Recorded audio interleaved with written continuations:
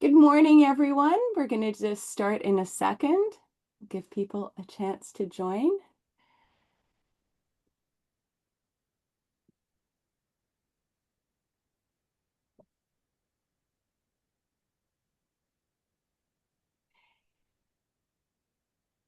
If you want to introduce yourselves in the chat, please feel free to.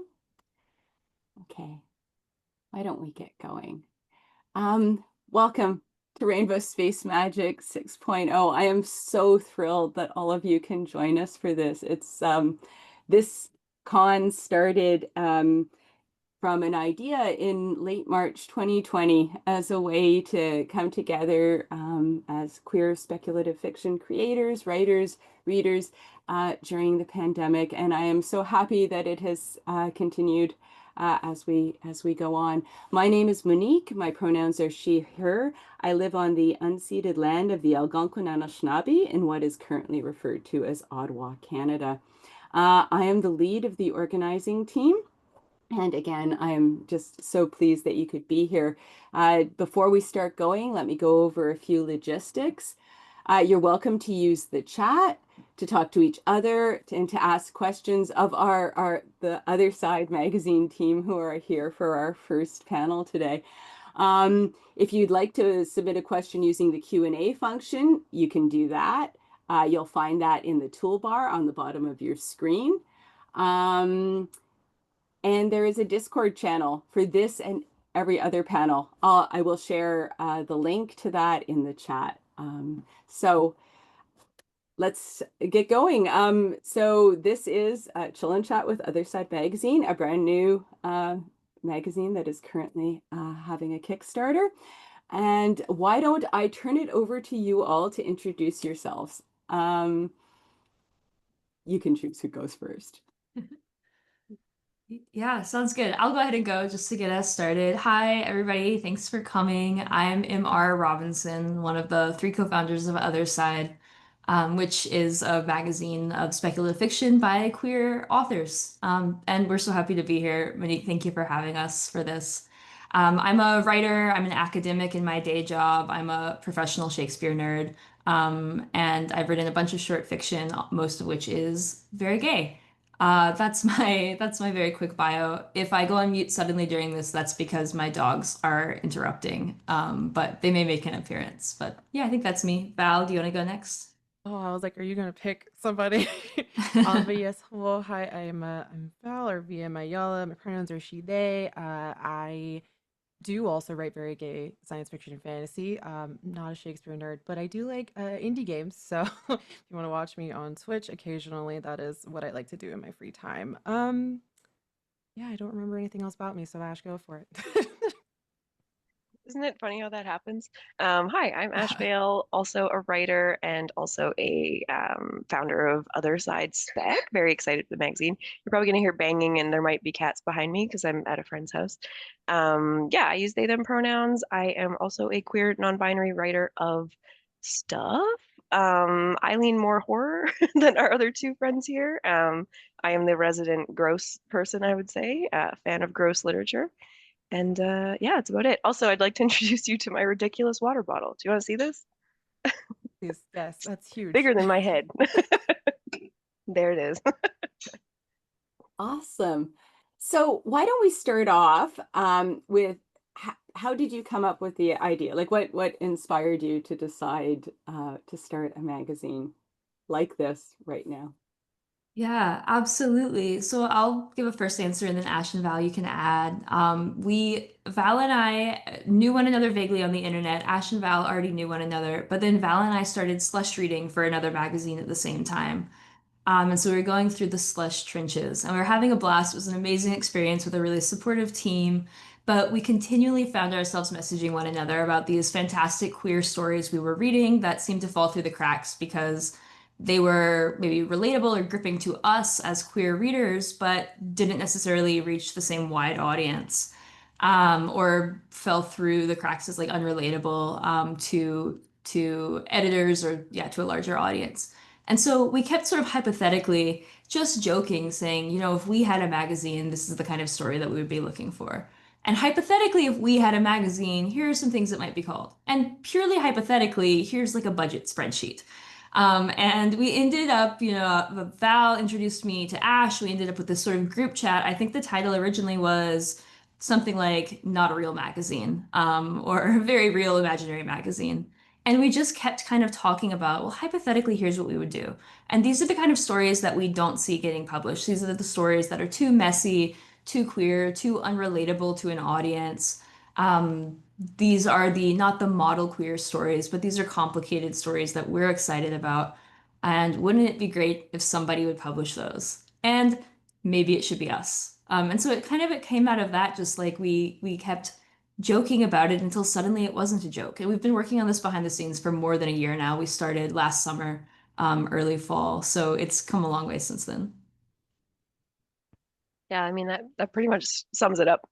But yeah, I was not slushing for the same publication that MR and Val were, but a different one. And I was seeing similar things in the slush, and my own personal experiences were kind of that I had some particularly like trans body horror kind of stories, and I just felt like they were not getting traction.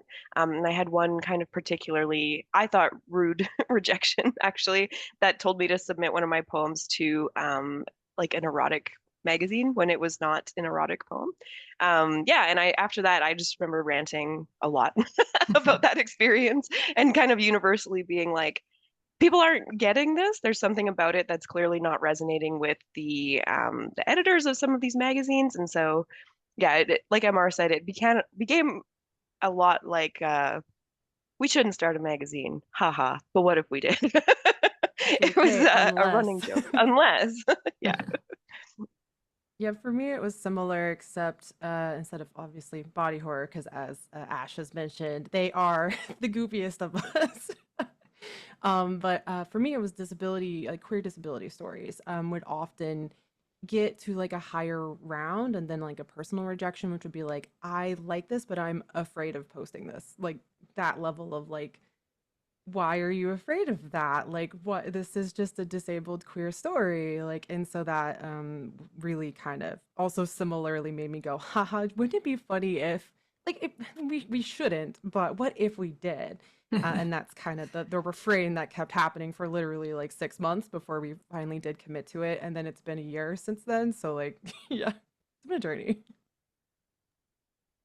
I think that's really interesting what you all said, because I slush read for a couple of magazines and have previously slush read for others, and I certainly had a very similar sort of experience with stories where I think that some of the others people don't necessarily understand what it is like that I love about something, or that don't see that often like queer normativity, and that being in itself you know a very cool thing to have, right? Like that in itself is like a value. Okay, so you started your Kickstarter this week, and it has been really, really well.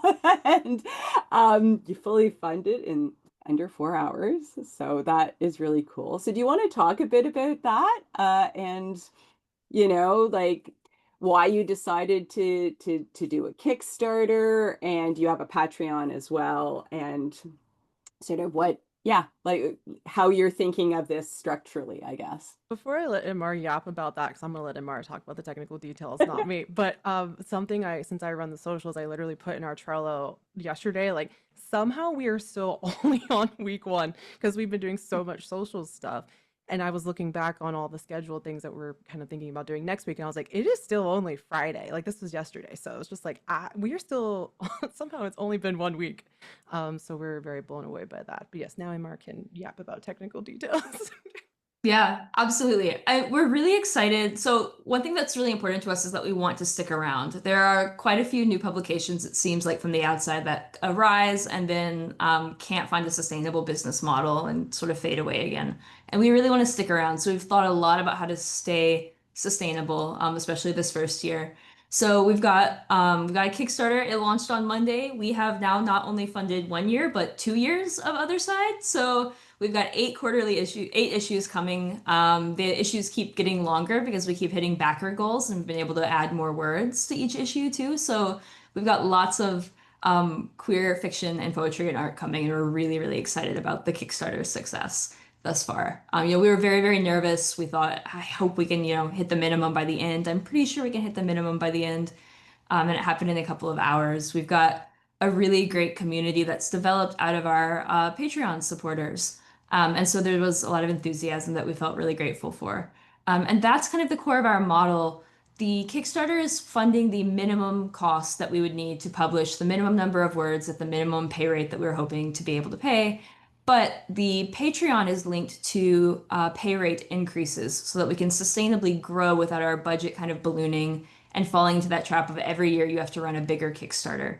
You see that a lot where a magazine Kickstarter will set stretch goals, and then the next year that higher stretch goal number becomes the minimum, or they'd have to shrink, right? So we wanted to be able to, with this annual crowd fund, raise the minimum and then grow via recurring subscribers on the side. So because of the Patreon support we've gotten, we're able to pay 8 cents a word, the kind of recommended minimum professional pay rate, $50 a poem. And yes, we have these two models, and we're really hoping that that will allow us to not go anywhere because we've funded 2 years of the Kickstarter. That means next year we get to spend our time and energy elsewhere, which will be great. My background is in nonprofit grant writing. We got 501(c)(3) status this summer, so we can pursue some of those avenues as well. Um, but yeah, we're focusing a lot of energy on Patreon and subscriptions, and hopefully that will be what lets us stick around and not spend every second of our lives glued to like refreshing the Kickstarter or things like that as well. As if Does we're not take it. doing that Yeah, I was anyway. gonna say, Yeah. as if it's not in our tab on all of our computers right now that we're Completely time constantly consuming. checking. A very weird and strenuous hobby. Yeah, I would also add that I think we've had the advantage, disadvantage of the world being somewhat on fire. Um, Disadvantage for basically everyone, but like a small advantage in the sense that I think there have been a lot of people that are looking for queer community and that are looking for something positive and uplifting and that feels affirming right now. And that's like what we're hoping to do, right? Like we're hoping to give a space to those stories and to protect them and to protect that experience in a way that's literary, right? So we've kind of benefited, I think, in a way from people being just really hopeful for something better. And that is awesome for us. Yeah, Uh, our theme this year is, writing with resistance, imagining a better future. And I think that that is like we have to, we are where we are, but, we can't just get sort of stuck in this, I think. Um, we have a question in the Q&A from Michael. It's kind of a Kickstarter question. So I think it's, Yeah. and Michael says, I feel like this is a great example of the way queer people have to create our own queer spaces in order to celebrate ourselves. I'm so glad you're doing this. Do you have any recommendations regarding how to plan a successful Kickstarter? I've had several writer friends try them, and some have funded, some, many have not. And I'm wondering if there are some non-obvious strategies for success. Thanks, Michael. be chronically online. Yeah, I mean, So non-obvious is a great part of that question, I think, because I think everyone knows the obvious ones, if that makes sense. But I think what is helping us and sustaining us is that we started so far in advance of the Kickstarter. We started really focusing on building community through Patreon, but also through like free Patreon newsletters. We did a lot of community building in our Discord, just a lot of things that set us up to have a core group of people that were like excited to shout about us when the time came. Um, and that took over a year, frankly. Like we launched our Patreon earlier in 2025, and it sort of snowballed and grew from there, which seems wild now that it was not actually that long ago. But yeah, I think really building community support before you even get to the thought of the Kickstarter. I think some places are struggling with that right now, where they've had a base of supporters maybe on Blue Sky or on Twitter, and they're sort of just promoting there, but that can go into the void so quickly. Having people that you can ping and to say, hey, we're live is very valuable. Yeah, I think that's a huge part of it, the community support. And I'm not sure that's the non-obvious answer. I think, it is kind of like the core thing. It seems sometimes like in bookish spaces and SFF spaces, like we're all passing the same $20 around. And so we thought a lot about how do we reach like kind of beyond that small circle. It was a lot of yelling on social media. You can post on social media 3 times a day, every day for a month. And at the end of the month, someone will be like, but I never heard of that project. So there will be people who may have to mute you as you incessantly post, but there are people who you have to just keep posting to reach. We started really early. We built a pre-launch page for the Kickstarter and pushed that really hard. We got, I want to say, like over 250 followers on the pre-launch page, which is relatively a lot for this kind of project. I think sometimes magazines are dropping their annual fundraisers like a Beyonce album just out of the blue, but we're not Beyonce. We're a small press, and so we really tried to lay that groundwork far in advance. I think the advantage that we have is kind of like you mentioned, the hunger for queer community and connection. It's an even smaller circle within a small circle of bookish science fiction and fantasy nerds, and yeah, finding people to be your champions. We had people like racing to be the first to back, and we were worried we'd be sitting there for 30 minutes with no one backing. But don't underestimate, queer community and loud yelling online was really the main thing. And also just have like fairly reasonable and transparent goals. Something that we were really big on was like, here's specifically what you're funding with. Like, if you give us your money, here's where you know it's for sure going. So, like, in your Yeah. Kickstarter descriptions, be very like clear about what it's funding and why. I feel like that like people have really enjoyed that level of transparency, so they know for sure when your disposable income in this economy is shrinking, um, that they know for sure that, oh, I know I'm helping something. Like having that level of transparency, I think, has really worked in our favor because we that's one of our core foundational things is transparency. So that's my one, like, just be very clear about what you want from people. I think people really appreciate that honesty. I was going to add to just on the non-obvious front, something we have been doing that has seemed less obvious on magazine Kickstarters in particular is posting in different places. In particular, like TikTok and Tumblr are very underutilized right now, and I'm afraid of the book talk community in some ways, but they're so powerful, right? So we're hoping to get a little bit of traction there by using TikTok, and I think it's kind of an untapped market for short fiction. So just thinking of different places you can post, yeah, I think that's been helpful too.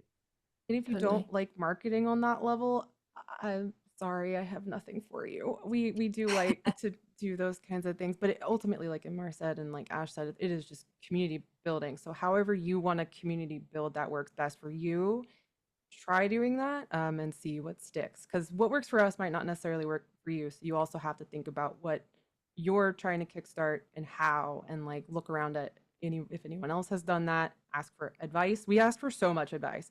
To be Yeah. clear, we have asked for help so much in this process from other editors and like people who have done Kickstarters and stuff. So like Ian Himlick and Bona Books and places like that. And of course, Diabolical Plots, where me and Imar met. And yeah, so it just don't be afraid to ask for help as well. I guess that's my big thing. No, that sounds really good.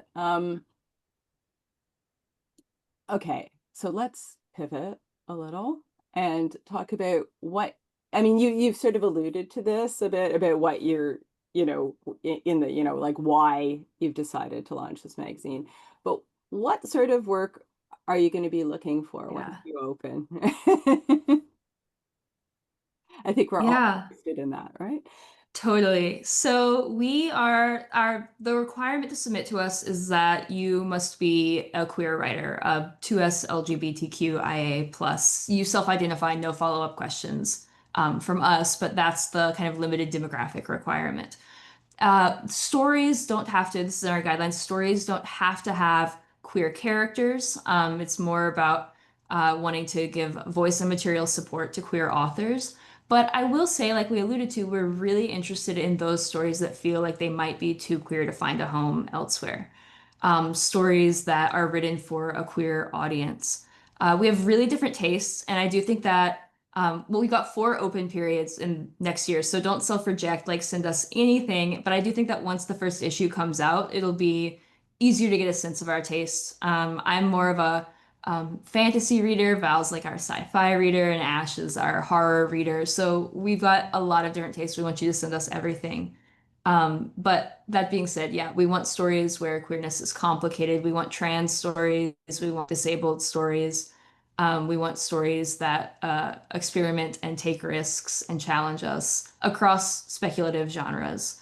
I know that's a really broad, like kind of impossible to write for type of answer, but we really, especially at the start, don't want people to self-reject and to send us all kinds of things. That being said, for me personally, if your story has a woman with a sword, I'll be pretty excited about that. That is the Venn diagram of overlap for all three of us as woman with sword.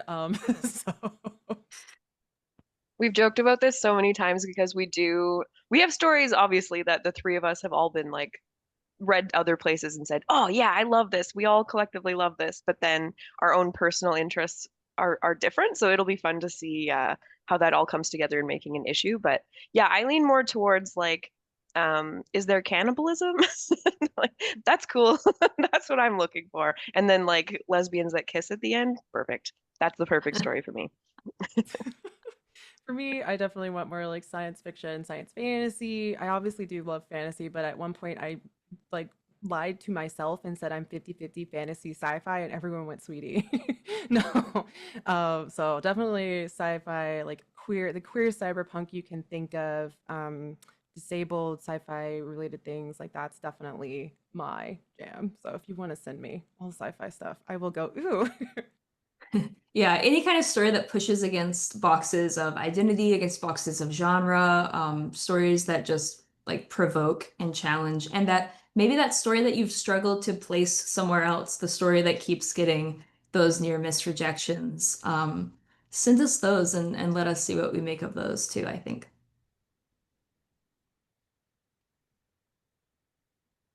Excellent. That's, yeah. And so just for people watching, so what you talked about having like 4 open periods next year. What are you thinking of like how are you seeing the magazine come out structurally? Because different, I mean the thing with online magazines, right, is there is no model, right? Or there's not Yeah. one model. There's like as many different, some like Diabolical Plots publish 2 stories a month, right? And then others come out with like a monthly or quarterly or whatever package of a number of pieces. So what are you looking at? And yeah, yeah. Yeah, good question. So it's going to be a quarterly release schedule. I'll drop, after I finish yapping at you, I'll drop the link to the guidelines in the chat so that you can see the release schedule and all of those details. But yeah, it'll be quarterly. It'll go out first to subscribers, and then eventually the issue will be free to read online. We'll have it again, like on the website. We'll also have ebook formats for subscribers or available for purchase. And we're going to offer print on demand copies as well because we want you to be able to own queer fiction and keep it on your shelf. But yeah, it'll be quarterly, I think. Um, well, I started to say the months, but March will be the first one, and I won't make the risk of accidentally getting the other releases wrong. The first 3 issues of the year will be unthemed. The fourth issue will have a theme that we will announce very far in advance, but it'll be a broad theme, just something to kind of tie it together at the end of the year. But yeah, I think those are the basics. I'll drop the link to everything in the chat Ash so that already folks can Bushi. check it out. Dang. I already All did. I'm right. so fast. Perfect. Oh no. Oh yeah, there it is. Perfect. Yeah. Yeah. I would add too that you can see it on the website as well, but we have 2 weeks for open submissions, and then we have an additional week that's only if you are obviously queer, but also trans, BIPOC, or disabled. So there's like an extra week for extra marginalized people, just to give them more time to submit because we are especially interested in those stories. So each submission period has that week. We also, again, going back to like transparency, all of our submission windows and information again on our guidelines page for the whole year. Like if you were like, there's no way I can write in time for that January window, look at whatever window is next. Like this is a big thing for me and like the disability community, where again, magazines tend to drop their submission windows. Just like you have 1 week go, and also here's a very specific theme. It's like that's inherently kind of ableist, because some people cannot write that fast, and just it's you're kind of limiting what you get. So we wanted to give people as much time as possible. So yeah, always on the guidelines. Like all of our stuff for the whole year is there. So don't feel like you have to rush. If you miss the first issue, there's 3 others in the year. All of that information's on our website. So yeah.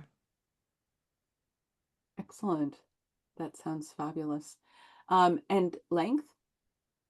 Yeah, our maximum length is 4,000 words for original stories. We are really close to unlocking reprints on the Kickstarter. Like we're in the final stretch, and those will have a higher word limit because they're paid by a flat fee. You can find all of that information is on the Kickstarter too. But yeah, so we're really hopeful that we'll be able to get some longer stories in that way. For original stories, the cap for now is 4,000 words. And the minimum is 500. So also you can send us flash fiction. So don't, if you're Yeah, like, I please don't send write us flash the fiction. long stories. That's okay. We take small too. I do like that. I think there is such a difference in the sort of stories you get too, right? From Flash to I'm a submission reader for Small Wonders, and Yeah. and it's so interesting to read those sorts of under 1,000 word submissions regularly. It gives you a very different feel than when you're reading much longer work. I used to read for Apparition, which took up to 6,000, 6,500. It was very high, and maybe it was a bit lower, but it was a very high limit, and it was like you get just such a different feel for things, and I think that's really lovely. So we have a question from Sarah Grace who asks, do you have thoughts on form versus free verse poems or other poetry specific wish list thoughts in general? There's not a poetry thought in my head. If you ever ask me a poetry thought, I will give you to our poetry minded people. Please giggle at me with that. But Yes. that's definitely a Yeah. Mark question and an Ash question. Don't ask about that. So we've got some other team members who aren't here today. It's the 3 of us. We also have 4 other editors, including 2 poetry editors, Jess Cho and Angel Lial, who are amazing poets, and they will play a really key role in the poetry selection process. So definitely like hunt them down online and maybe connect with them. I'm sure they'd be happy to connect too. But I will say again, this is an area where we have pretty different tastes. So like I mentioned, I'm a Renaissance scholar. I'm like, give me all of your form poetry. I do skew a little bit more in that direction, but Ash is also a poet and has strong taste, I think, in the other direction. So like with the fiction where we're like, give us everything. Um, I would say give us everything. You can submit multiple poems to each window, so you can really throw a lot of poetry at us over the course of the year. Um, I think it's one of those things where when we all meet, with the 7 of us meet at the end to make decisions, there will be like negotiations, we'll be fighting for our favorites and that kind of thing. But I will be the advocate on the team for form poetry and rhyming poetry. Give me your sonnets, give me your sestinas, give me your like complicated, really formal poetry, and then give Ash your cannibalism free verse. Is that correct? Correct.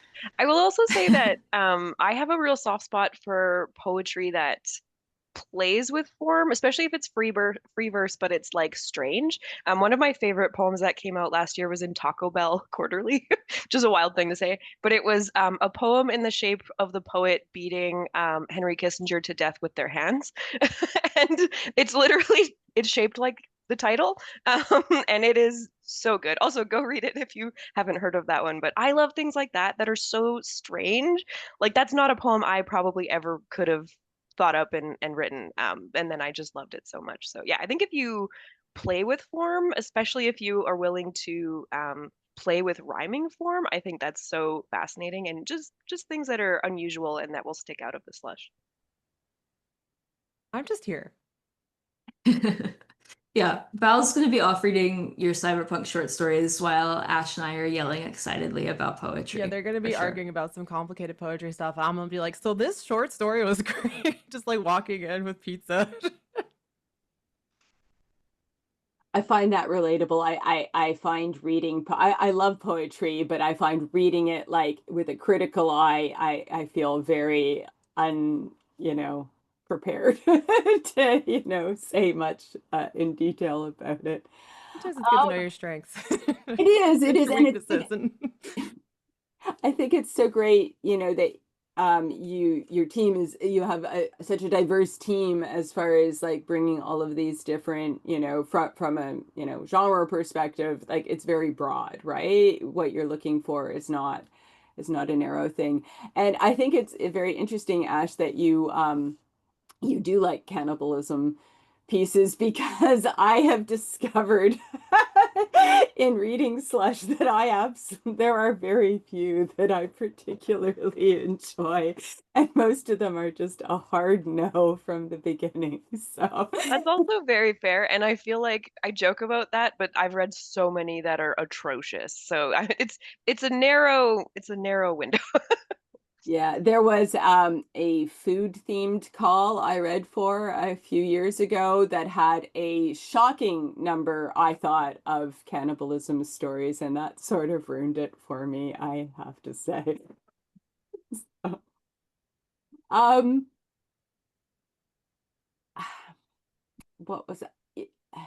So I do think like I'm not to go on, but like I do think this is interest, like the breadth of it, because I know that one thing in the magazines that I've been involved in, you don't want to get sort of tagged as being like focused on one specific thing. And I think that, what you all are saying is like really working against that idea, right? Like you don't want to be that cannibalism magazine or that, you know, or whatever, right? The magazine that prints Seeley's stories, they seem to be really popular a year or so ago. I seem to have read a lot of them all at once, right?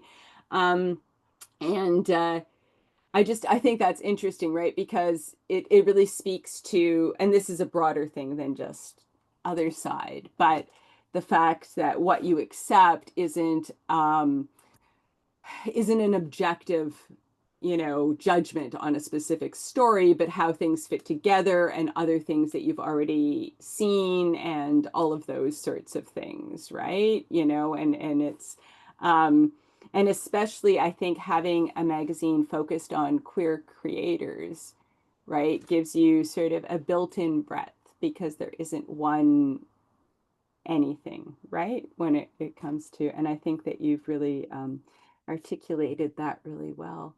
Are there other specific things you'd like to talk about with reference to it? Even if it's just like, I am so excited about this, and I was so thrilled that you guys wanted to do this because I think it's so important that we cultivate these queer spaces and that, I mean, obviously that's why I'm here doing this, 5.5 years later still, right? Um, and I really, what you said about people, like finding different ways to find people, because it seems like no matter how much you promote something afterwards, people will go, but I never saw that. And I have Yeah. that happen with RSM. Like every year I'll have people after the fact go, oh, I didn't know that was happening. And, then I have to go and like, what other ways could I have, and I know there are other ways, but we're also a small team, right? So it's, yeah. Right. Yeah. Yeah, I guess one thing that we haven't chatted about much like publicly, but have talked a lot about internally is that we incorporated not as Other Side, like we formed a business not as Other Side, but as a press that publishes Other Side. And we have big, big dreams about the future and the other things that we may be able to publish through this like larger organization as well. So I do think like I said, we hope to stick around for a long time, and we also hope to keep growing and expanding. For us, part of the challenge will be, can we successfully right? We know we want to try and reach new people. Can we successfully do that? Can we grow this community for the first couple of years? What's so exciting about the Kickstarter's success in part is that now we have that extra time to work on that. So I think that's one of the things that I'm most excited about that we haven't gotten to talk about yet. It's just like what could come next. Will we be able to publish standalones at some point? Will we be able to create other side anthologies? Will there be like podcasts or videos or other things that are yet to come? So I think yeah, we have a lot of big dreams, I guess I would say that we've talked about quite a lot. And there's more of that to come, I think. So yeah, stay tuned. We do keep doing that. Haha, wouldn't it be cool if we did this? Like that hasn't stopped. It just keeps like we're like, oh, these are all ideas we could do. Like, what if we did this? We're being smart or trying to be smart and not just immediately run at all of them, but there are definitely a lot of like wish list dream things that we would like to be able to get to. I keep joking about a podcast, and I feel like if I keep doing that, eventually somebody will let me make a podcast. So here we go. In our Discord just recently, there was a whole discussion where everyone was demanding Wizard of Oz anthology. And we were like, that's a great idea. Can we please publish one issue of the magazine first? Like, Um, let's exist first. yeah. To be fair, they've already named it and it's Friends of Dorothy, which is brilliant. But yeah, I mean, it's not to say we will never do that because we would absolutely love to. But yeah, we're just at the point of being like, please let us publish one issue and make sure that we have any idea what we're doing. But yeah, we definitely have big dreams, and we, like Val said, we do a lot of haha, but what if kind of joking, and yeah, lots of visions, especially I think on the publication side. Like, we'd love to publish novellas or novels one day. I think that would be really cool. So yeah. Yeah, and since Ash brought up the Discord, I also want to like really again shout that out as like the reason that we have been successful and the reason that we are here talking to you, that we've gotten off the ground at this point. Community has been absolutely everything. There's yeah, I see Sarah Grace in the chat is there and some familiar names, and it's I think that right now more than ever, it's so important that we like as queer community come together, lift one another up, support one another. The Discord has been amazing in terms of people like sharing resources and building tools for one another, building submission tracking spreadsheets, but also sharing pet photos and encouragement, and all kinds of like, we've got a Rocky Horror watch along coming up later this month, and those kinds of activities have been absolutely amazing. We truly couldn't do it without others too. So it's just the three of us here, but like I said, we've got four other team members who couldn't do it without them. We've got um, quite a few other like community members we couldn't do it without them. So just really a huge thank you to everybody who's here today, those that we already knew, those that we didn't already know. Thank you for coming and chatting with us because, oh man, we're so excited about everything to come.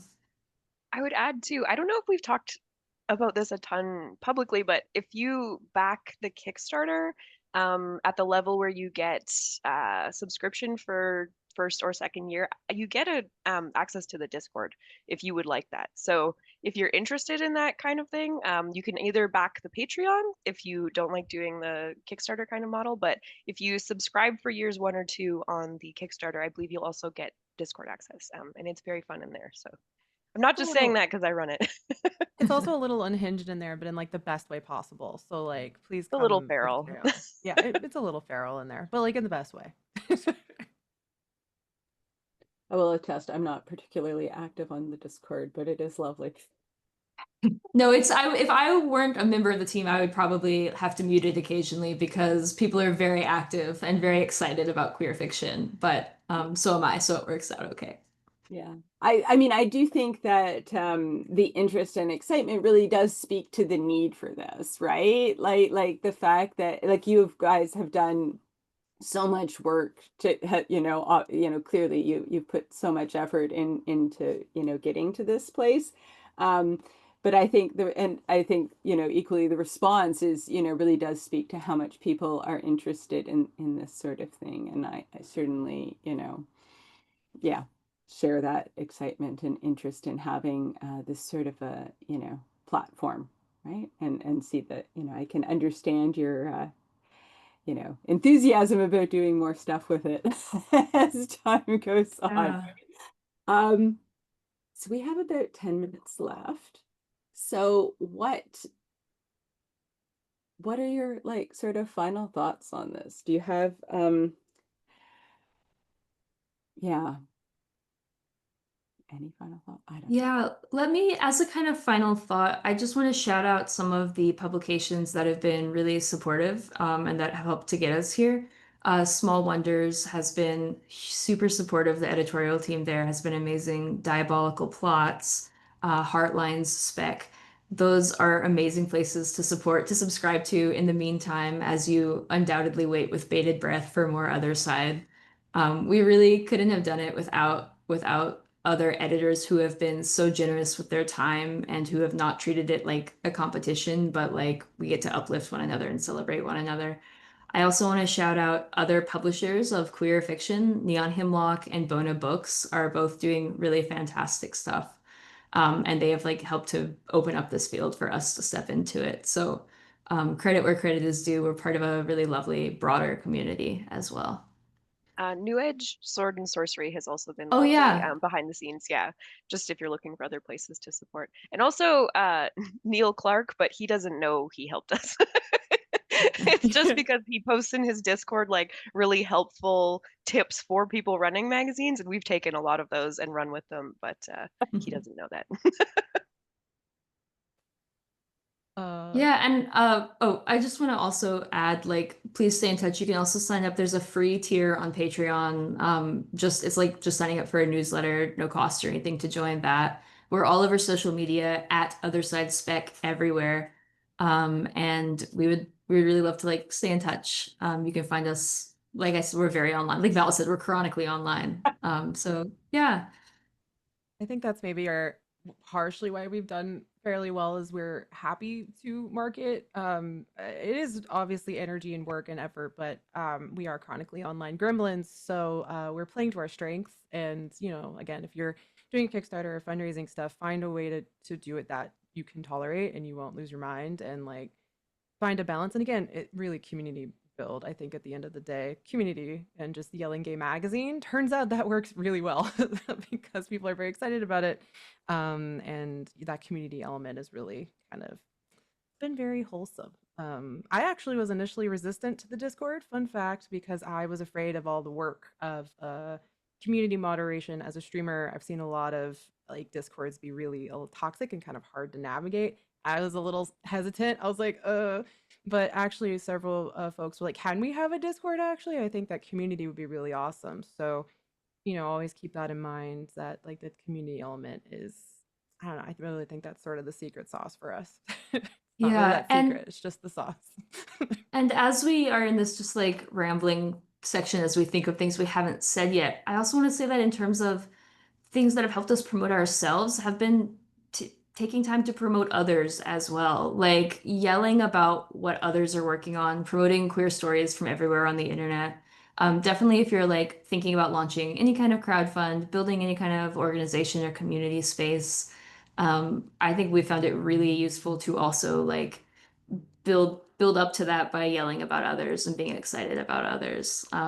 This is the way, right, to promote one another, to be excited about one another, to be one another's biggest cheerleaders, especially in a time of censorship and hostility.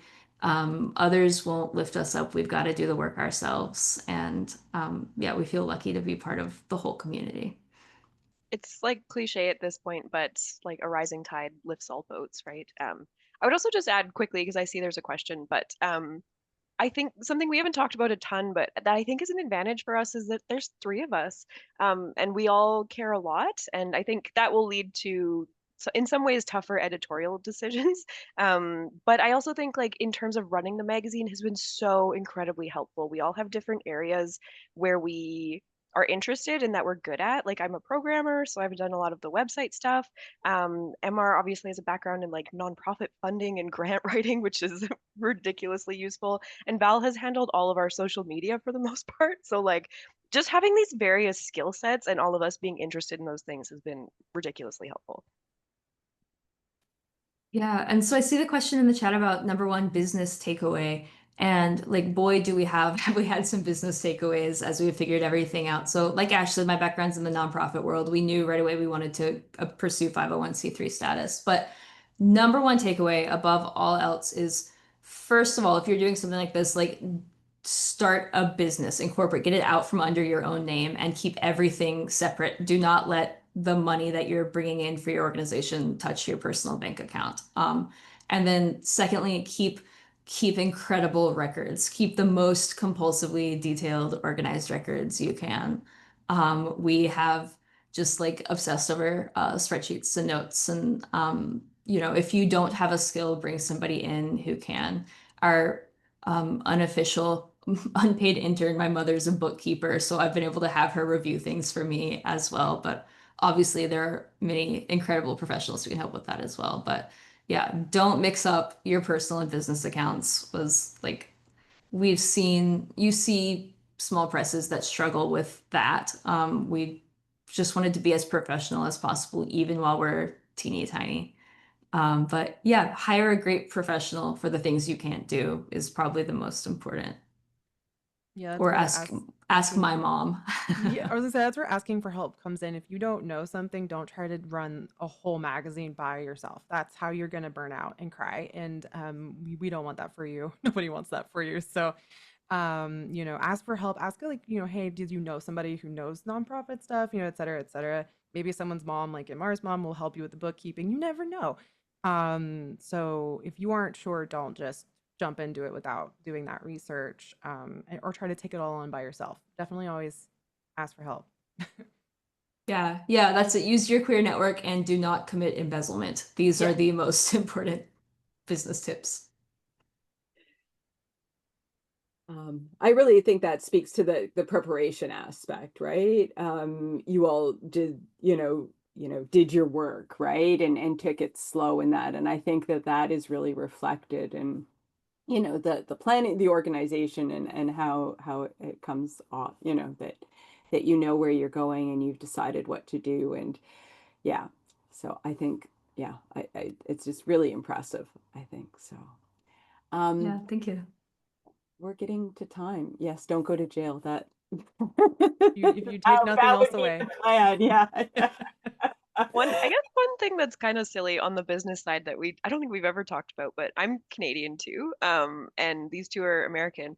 And it has not been an issue really, but it occasionally will happen that like I can't pay for things using our card because we get flagged because then they're like, hey, you're not even in the United States. Why is this Um, Canadian paying for who things? is Hold this on. Canadian? So if you do ever start a magazine, and you have people across borders, just be mindful of that. It is like an additional, like strange little struggle sometimes. It is. It is. Yes, I am a consultant in my day job and have worked for Americans. Well, and you said you used to work with Apparition, and like Yeah, I know Rebecca, yeah, and yeah, they struggled with that as well. She's told me about it, so yeah. yay. Yeah, it's quite a thing. Yeah. Well, we're at time. This has been a wonderful conversation. I want to thank you so much. I put the link to the Kickstarter in the chat. I hope people will go and support you because I am really so excited about this. And I am so glad you were able to come and join us. Thank you to our audience. You can join the conversation in the Discord if you haven't already. Our next panel is starting in 10 minutes, and it is called When Queerness is Not a Plot Point. And I'm looking forward to that one too. And thank you all so much, and we'll see you later. Bye-bye. All right, thank you. Bye, everyone.